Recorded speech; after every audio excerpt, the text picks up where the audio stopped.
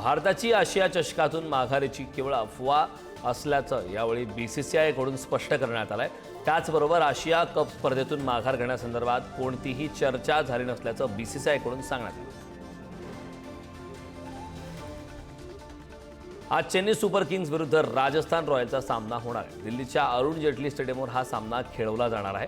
संध्याकाळी 7:30 वाजता हा सामना खेळवला जाणार आहे। BCCIने इंग्लंड विरुद्ध 2-4 दिवसांचे सामने खेळण्यासाठी संघ जाहीर केलाय। यामध्ये ऋतुराज गायकवाडला स्थान देण्यात आलंय।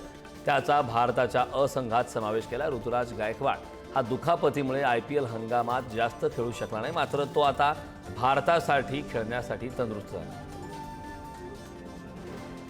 KL राहुलने IPL 2025 मध्ये त्यांच्या शानदार फलंदाजीने सर्वांचं लक्ष वेधून घेतलंय, ज्याचे बक्षीस त्याला बांगलादेश दौऱ्यावर मिळू शकते।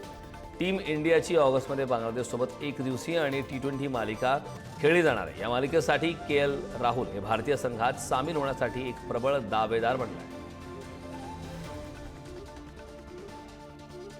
लखनौ सुपर जायंट्सवर सनरायझर हैदराबादने दणदणीत विजय मिळवलाय। प्रथम फलंदाजी करताना लखनौने 205 धावा केल्या। या उलट हैदराबादने 206 धावा केल्या आणि सामना हा 6 विकेट्सने जिंकला। मात्र हा सामना गमावल्यानंतर लखनौ संघ प्लेऑफमधून बाहेर पडला। IPL 2025 मध्ये पंजाब किंग्सची कामगिरी उत्कृष्ट राहिली आहे। संघाने 12 पैकी 8 सामने जिंकून प्लेऑफमध्ये प्रवेश केलाय।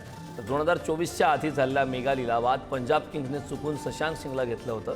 शशांक सिंगला विकेट घेतलं होतं, मात्र तो चांगला खेळत असल्याने प्रीती इंटाची एक चूक पंजाबसाठी वरदान ठरल्याचं पाहायला मिळतं।